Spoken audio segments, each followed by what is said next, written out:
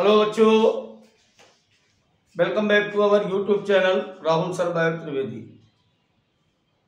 बच्चों, आज हम लोग principle of inheritance and variation के अंतर्गत एक नई क्लास की स्टार्ट करेंगे और बहुत ही इम्पोर्टेंट क्लास है और 4 नंबर आप पक्के करिए नीट में और साथ ही साथ यहाँ से बोर्ड में भी क्वेश्चन आता है, तो बहुत ही केयरफुली तरीके से समझते हुए ध्यान से बात को आगे बढ़ाते हैं। आज का हमारा टॉपिक है लिंग संलग्नता या सेक्स लिंक्ड इनहेरिटेंस। तो चलिए बात को स्टार्ट करते हैं अपने सेक्स लिंक्ड इनहेरिटेंस के साथ। देखिए, लिंक्ड इनहेरिटेंस का मतलब क्या था, इसके बाद हम सेक्स जोड़ेंगे बाद में। आपको एक बात यहां पर बता दें कि इस बात को समझने से पहले एक बात को समझना जरूरी है। First of all we understand about chromosome and their function. गुणसूत्रों के बारे में एक बात बताएं आपको। हमारी बॉडी में, हमारे शरीर की कोशिकाओं में 2 प्रकार के क्रोमोसोम होते हैं। टाइप ऑफ क्रोमोसोम की अगर बात करें तो 2 प्रकार के क्रोमोसोम होते हैं। पहले प्रकार के क्रोमोसोम बेटा कहलाते हैं, यहां पर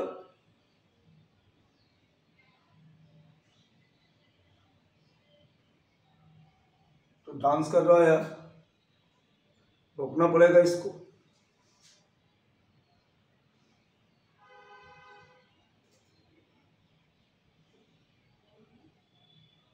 चलो अब नहीं करेगा। 2 प्रकार के क्रोमोसोम होते हैं, एक होता है कायिक गुणसूत्र या ऑटोसोम्स और दूसरे प्रकार के क्रोमोसोम्स होते हैं सेक्स क्रोमोसोम या लैंगिक गुणसूत्र। ऑटोसोम्स या कायिक गुणसूत्रों को हम एक्स से डिनोट करते हैं, जबकि लैंगिक गुणसूत्रों के बारे में आप जानते हो कि XX मादा में और XY नर में पाए जाते हैं। अब दोनों का काम क्या होता है, दोनों गाड़ियां अलग अलग जाती हैं। यहां पर जो हम बात कर रहे हैं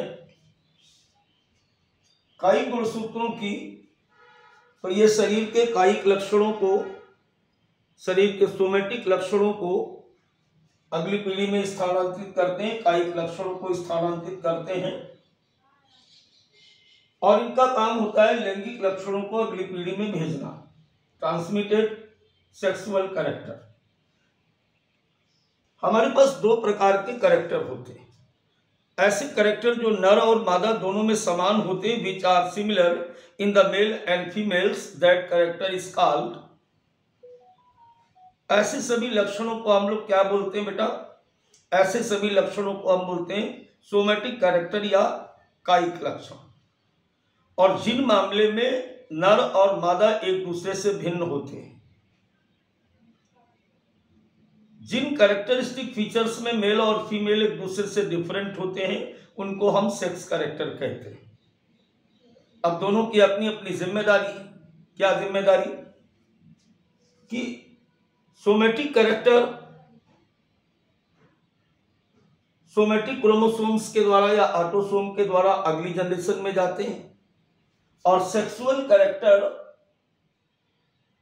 सेक्स क्रोमोसोम के द्वारा अगली जनरेशन में जाते हैं। इतनी बात बिल्कुल क्लियर हो गई। लेकिन कभी कभी क्या होता है कि कुछ सोमेटिक कैरेक्टर यानी कायिक लक्षण जब सेक्स क्रोमोसोम के द्वारा अगली जनरेशन में जाते हैं, तो इसको हम क्या बोलते हैं, तब हम इसे कहते हैं सेक्स क्रोमोसोमल लिंक्ड कैरेक्टर। ऐसे देखो, सेक्स लिंक्ड कैरेक्टर या लिंग संलग्नता से बात स्पष्ट नहीं होती। लिंग क्रोमोसोम के द्वारा सोमेटिक कैरेक्टर का अगली पीढ़ी में संलग्न होकर के जाना ही लिंग संलग्न क्रोमोसोम लक्षण कहलाता है। इस बात को आप ऐसे समझिए। दोबारा से पूरी बात को समझो। मैंने क्या कहा कि हमारे शरीर में दो प्रकार के क्रोमोसोम, एक वो क्रोमोसोम जो सोमेटिक या ऑटोसोम्स है, जो कायिक गुणसूत्र है, यह ऐसे लक्षणों को अगली जनरेशन में ले जाता है जो नर मादा दोनों में समान होते हैं, इनको हम कायिक लक्षण कहते हैं। दूसरे ऐसे जो सेक्स क्रोमोसोम है, ये केवल उन कैरेक्टर्स को ले जाते हैं जो नर मादा में भिन्न होते हैं।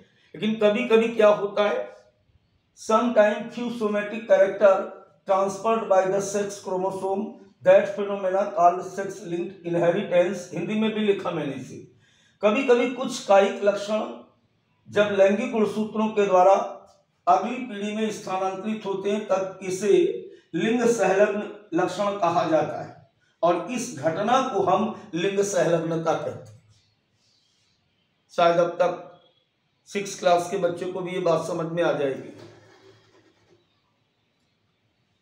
अब जैसे मैंने ये बात कही और आपने सुन ली, साइंस में ऐसा कोई मानता नहीं है। साइंस में इसके लिए हमें एक्सपेरिमेंट देने होते हैं, और इसके लिए sex linkage was discovered by Thomas Hunt Morgan. TS Morgan ने सबसे पहले लिंग सहलग्नता की खोज की। He made 3 type of cross. इन्होंने अपनी बात को समझाने के लिए 3 प्रकार के क्रॉस किए। इसमें से क्रॉस नंबर पहला आपके सामने है। इन्होंने क्या किया बेटा कि एक लाल आंख वाली मादा मक्खी का एक व्हाइट आंख वाले मेल के साथ इसका आपस में क्रॉस कराया। आप भी करा लीजिए जरा, कैसे कराया इन्होंने। मैंने क्या कहा आपसे कि लाल आंख वाली, चलो ये हम मान लेते हैं कि यहां पर ये जीन स्थित है, और इसको हम W+ से डिनोट करते हैं, इसको भी W+ से डिनोट करते हैं। ये क्रोमोसोम है, और W+ इस बात को बता रहा है कि इस फीमेल फ्लाई जो है, ये जो मादा मक्खी है, इसकी आंखें लाल हैं, और इसका क्रॉस हम करा रहे हैं। किसके साथ क्रॉस करा रहे हैं? इसका क्रॉस हम करा रहे हैं जिस नर में क्या पाया जा रहा है? सफेद आंखें पाई जा रही, ऐसे इस तरीके से। ऐसे W यहां पर व्हाइट आई को डिनोट कर रहा है, W+ रेड आई को डिनोट कर रहा है। इन्होंने आपस में जब क्रॉस कराया तो इस तरीके से आप देख सकते हो, यहां पर इस तरीके से। चलिए अब इसका आगे वाला क्रॉस इसके साथ करा देते हैं। तो जब इसके साथ क्रॉस कराया गया तो फिर से इस प्रकार से यहां पर हम देखेंगे ये मेल आ गया। फिर बेटा इसके आगे हम क्रॉस कराएं इसका, तो यहां पर जब हम क्रॉस कराएंगे तो इस तरीके से यहां पर फिर से मादा आ गई, और फिर इसका क्रॉस जब हम कराते हैं इसके साथ, तो ये इस तरीके से ऐसे। तो F1 जनरेशन में इस प्रकार की संतानें इन्होंने प्राप्त की। अब ये संतानें हैं कैसी? एक बार पूरी बात को फिर से सुने। Morgan involving red eyed female drosophila and white eyed male drosophila, F1 generation consisted of only red eye fly. In F2 generation, all female fly were red eye, 50% of the male fly were red eyed, and the remaining 50% are white eyed. इस बात का मतलब क्या हुआ? ये हमारा F1 generation है, ये F1 जनरेशन है। अब देखिए यहां पर क्या आएगा, यहां पर W+ आएगा, यहां पर W आ जाएगा, यहां पर क्या आएगा, यहां पर W+ आ जाएगा, यहां पर फिर से W+ और W, यहां पर हम देखेंगे कि W+ और W आ जाएगा। तो इस तरीके से all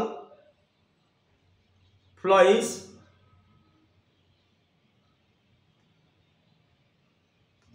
all flies are red and white. पहले क्रॉस में इन्होंने देखा कि सभी मक्खियां किस रंग की आ रही, लाल और रेड एंड व्हाइट नहीं बेटा, सारी की सारी मक्खियां आ रही रेड आइट। रेड आइड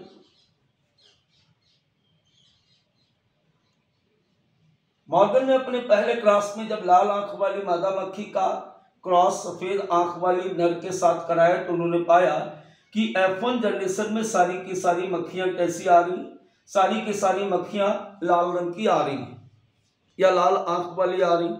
अब इन्होंने क्या किया कि इसी को F2 जनरेशन के लिए जब आपस में क्रॉस कराया तो F2 जनरेशन में जब हम इसको क्रॉस कराएंगे यहीं से उठा लेते हैं तो इस तरीके से आप देखिए ये दोनों W+ आ रहे हैं, ये भी W+ आ रहा, ये भी W+ आ रहा। दूसरी तरफ जब हम इसके बीच क्रॉस कराते हैं तो यहां पर भी हम देखेंगे कि W+ आ रहा इस तरीके से, ये W+ और ये W+ आ रहा।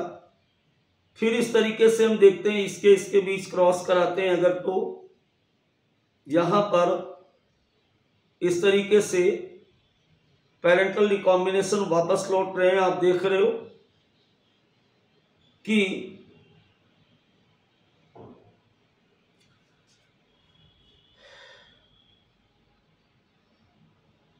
एक मिनट बच्चों, इसको दोबारा से करते हैं अपन, थोड़ा सा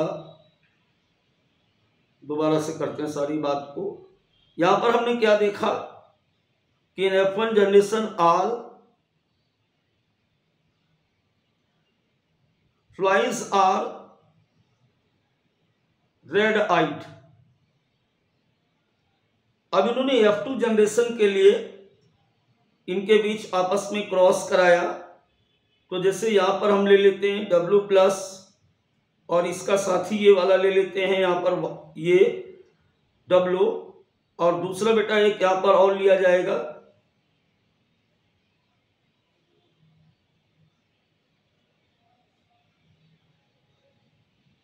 इस तरीके से, इसको ले लिया और इसे यहां पर ऐसे इस तरीके से ऐसे क्रॉस कराया।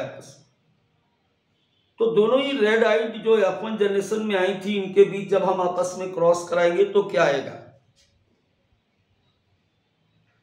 एक तो ये फीमेल आ गई इस तरीके से, ये फीमेल आ रही है, ये इसमें दोनों में W+ मतलब रेड आइड है। फिर अगर हम इसके बीच क्रॉस कराते हैं तो जो नर आ रहा है, ये जो नर आ रहा है ये नर भी रेड आइड है इस तरीके से, ऐसे दिखा। अब अगर इसके बीच क्रॉस कराया जाए तो यहां पर हम देखेंगे कि दोनों W आ रहे हैं इस तरीके से और इसके बीच जब हम क्रॉस कराएंगे तो ये इस तरीके से ऐसे आ रहे हैं। देखो कई क्रॉस में ये बात समझ में आएगी, तीन बातें तीन क्रॉस में समझनी। अब यहां पर हम एक चीज क्या देख रहे हैं बेटा, यहां पर हम देख रहे हैं कि 50% रेड आइड और 50% यहां पर हम देख रहे हैं कि व्हाइट आइड ड्रोसोफिला यहां पर हमको दिखाई दी। अब पूरी बात को समझो, जब हमने क्या किया रेड आइड फीमेल्स को व्हाइट आइड फीमेल से आपस में क्रॉस कराया तो F1 में क्या आया, all flies are red eyed थी। लेकिन जब हमने F1 से आई हुई बच्चों के बीच आपस में F2 जनरेशन के लिए आपस में क्रॉस कराया, F2 जनरेशन के लिए आपस में क्रॉस कराया तो क्या पाया कि 50% रेड आइड है और 50% व्हाइट आइड ड्रोसोफिला हमें मिला। यह हमारे मॉर्गन के पहले क्रॉस का परिणाम है। दोबारा से बात को सुनेंगे, involving red eyed female drosophila and white eyed male drosophila F1 generation consisted only red-eyed flies. In F2 generation, all females fly were red-eyed. 50% of the male flies were red-eyed, and the remaining 50% are white-eyed. ये आप देख रहे हो 50% देखो ये female, 50% ये, 50% ये और 50% ये, ऐसा ही नहीं देखा हमने, एक साथ पूरा लिख दिया है। फिर से दोबारा से एक बात समझ सकते हो कि 50% टोटल मेल कितनी है, एक मेल और दो मेल, इसको 100% मान लो, तो एक फीमेल रेड आइड, एक फीमेल व्हाइट आइड, एक मेल रेड आइड, एक फीमेल मेल क्या है, व्हाइट आइड है। इस तरीके का कुछ परिणाम आया। तो चलिए बात करते हैं अब हम लोग सेकंड क्रॉस की। अब बेटा क्या हुआ, क्रॉस नंबर 2 में मॉर्गन ने क्या किया, एक लाल आंख वाले हाइब्रिड फीमेल, ये आप देख रहे हो, का एक श्वेत आंख वाले प्योर लाइन के बीच आपस में क्रॉस कराया। जब इन्होंने क्रॉस कराया बेटा, तो आप देख रहे हो यहाँ पर कि इसका कराया गया क्रॉस, तो रेड आइड फीमेल आ गई, ये रेड आइड मेल आ गया, और यहाँ पर हम देख रहे हैं कि व्हाइट आइड फीमेल आ गई, और ये हम देख रहे हैं कि व्हाइट आइड मेल आ गया। क्रॉस 2 में आने वाली जो संतानें थी वो सभी की सभी संतानें कैसी हैं, कंक्लूजन्स देखिए। Test cross in drosophila where red-eyed and white-eyed threads appear in both male and female in equal proportion। यहाँ पर हम देख रहे हैं कि नर और मादा दोनों में बराबर बराबर लक्षण ये हमको दिखाई दे रहे हैं। अब इसके बाद मॉर्गन ने क्रॉस नंबर 3 किया। क्रॉस 3 में इन्होंने क्या किया कि एक व्हाइट आइड फीमेल ली, रिसेसिव वाली फीमेल ली, और रेड आइड मेल लिया। अब की बारी क्या देख रहे हैं, अब की बारी उन्होंने देखा कि ये वाला जो करेक्टर है, all females red eyed, male से कहां जा रहा है, फीमेल में जा रहा है।